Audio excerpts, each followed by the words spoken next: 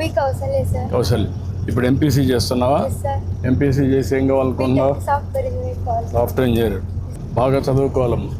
ఇప్పుడు మీకు అందరికీ ఏమైనా స్పెషల్గా కోచింగ్ పెట్టిస్తే మీరు చదువుకోగలుగుతారు ఇంకా బెటర్గా. చదువుకుంటాం సార్.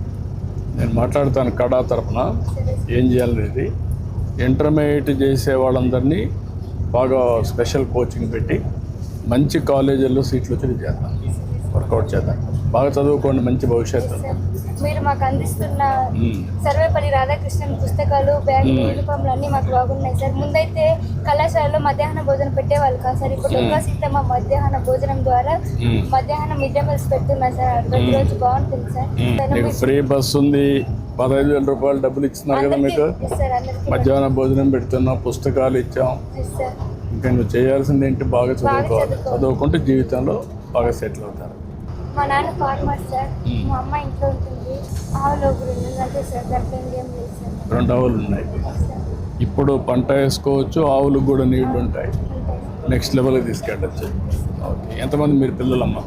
సార్ మేము 4 ఆడపిల్లలం సార్. మా నాన్నకి గుడ్. ఇద్దరికి వస్తున్నాయమ్మా ఇప్పుడు డబ్బులు? వచ్చింది సార్. మీకు మీ చెల్లి కూడా వస్తుంది. వచ్చింది. Okay, good. I wish all the best అమ్మా. Good luck.